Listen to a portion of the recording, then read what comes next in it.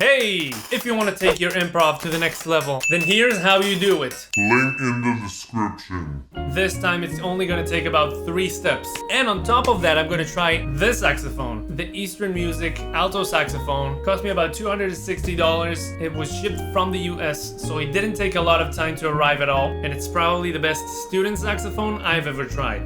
So, How to Music, episode 6. Let's go.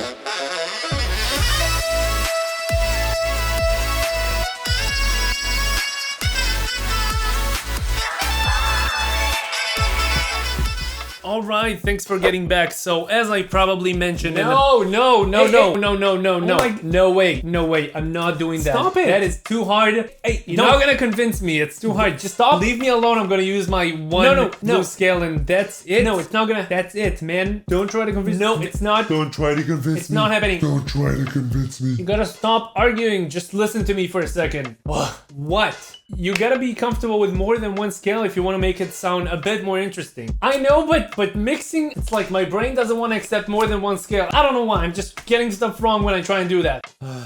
First, really get comfortable with that one scale, okay? Okay, what's next? Then you gotta do it with the second scale. I know you can do that. Okay, just one more. Look, not like a bazillion chords like you probably want to do in the next episode. But after you're comfortable with the two, we're gonna start looking at how to mix them. Sometimes you switch between the only two scales quickly. Sometimes you switch not as quick, so you have a lot of time to prepare, okay? So it's not gonna be too hard. Why do you focus so much on doing that? What, teach how to improvise in more than one scale? No, that freaking video, why do we even do that? Oh, that's easy. That's to impress our one and only love and inspiration in this world. But no, seriously, just listen. It's not that complicated, okay? Just stay tuned. Listen to the rest of the episode, okay? Just listen. Okay, listen. Come on. But I know I'm probably not gonna be able to do that, but I'm gonna try. Why not? If you find this interesting, please subscribe and hit the bell for notifications. It's gonna be very helpful for my channel and for me to keep doing those videos.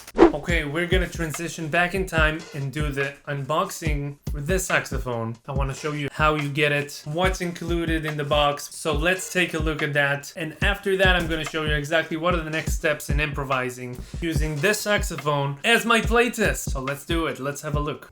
Here's the Eastern Music saxophone box. That's the way I got it. Now let's open it up and see what's inside. Okay, so this is how the case looks like. So as you can see, of course it looks brand new. Everything is nicely packed. The mouthpiece doesn't look bad at all. Actually played it and it plays okay. Probably better than any other mouthpiece I tried from a beginner saxophone. The ligature is pretty surprising. No sharp edges as I'm used to from other saxophones and other ligatures you get with beginner saxophones.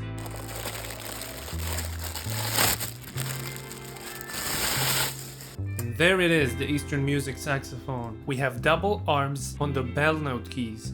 I believe that this is supposed to keep the lower notes sealing for a longer period of time without needing to take it for adjustments. We also have adjustable palm keys. Now what's the purpose of this little key? I'd never seen it before. If anybody knows, let me know. Everything feels good. It definitely doesn't feel like a $260 saxophone.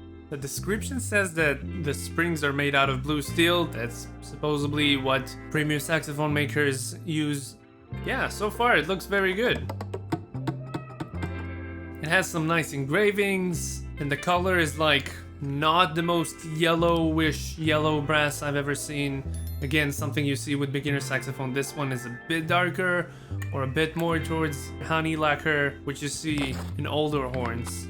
As per any saxophone you buy straight from the store, you get all these accessories. Seems like we have a swab to clean the saxophone with. We get some cork grease.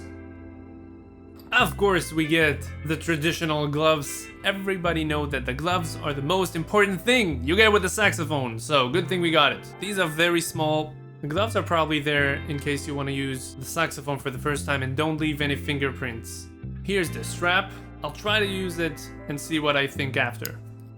So in this compartment, we have an extra shoulder strap, although I'm pretty sure the saxophone already came with 2 shoulder straps. I'll flip it up and look at the other side. So yeah, we have 2 backpack straps that we'll pull out of here, put them in place, and now you can use it as a backpack This is super comfortable and useful. Definitely for me as a professional saxophone player that needs to go around with the saxophone all day long, very useful. If you get it for a kid that needs to take the saxophone to school every day, that's gonna be incredibly helpful.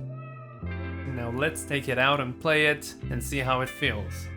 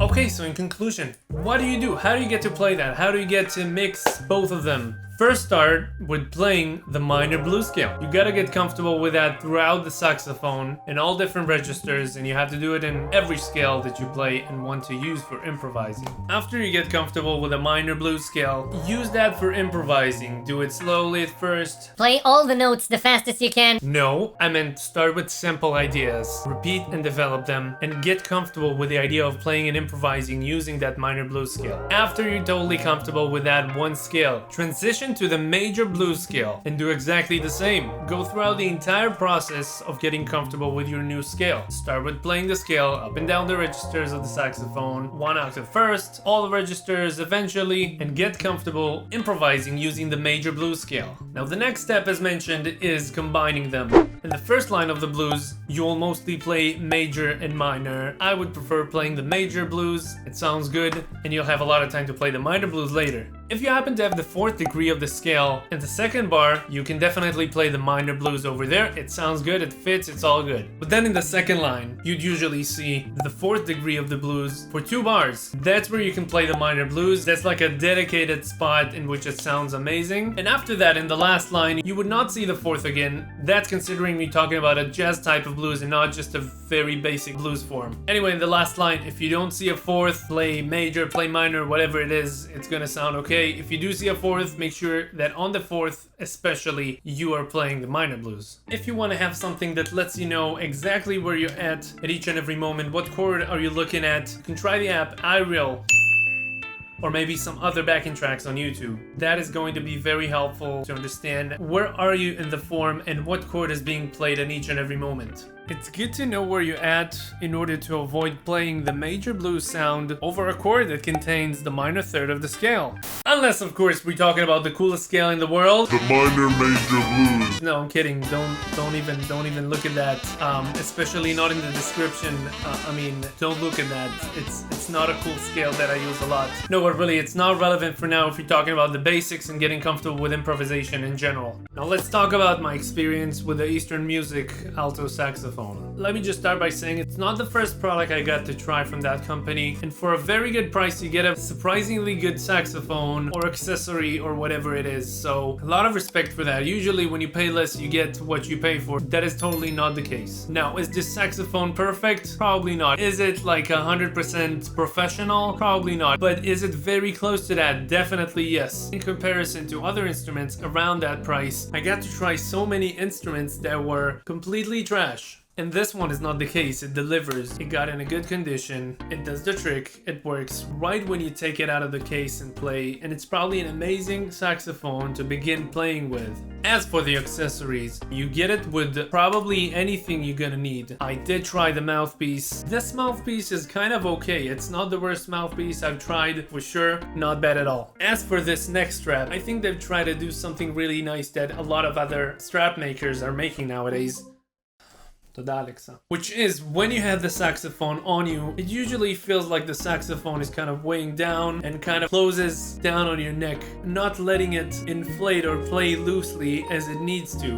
And that little plate thingy is actually making it a bit better for your neck and gets you a better playing experience. Now, it's not very comfortable long term. After all, you know, it's just a courtesy accessory you get with a basic saxophone. So you don't buy the saxophone for these. You don't buy the saxophone for that mouthpiece. You buy the saxophone because it's a cheap saxophone and it's a really good one. But as for this, I could play that. So overall, would I recommend it? Definitely that's the saxophone to go if you're a beginner student or an intermediate or a professional saxophone player who just needs a cheap saxophone for one gig, or you know, to have it around, or to take it to some gigs that, you know, you don't want to take your expensive professional saxophone to. So if you have any ideas or suggestions for the next episode of How to Music, please let me know in the comments below. What would you like to see? As usual, you can find a free PDF of everything that was played today, including the scales, transcription, whatever. Everything's gonna be down in the description and it's free, and go and use it and free stuff! Dude, relax. I hope you enjoyed today's episode, and as always, I'll see you in the next one.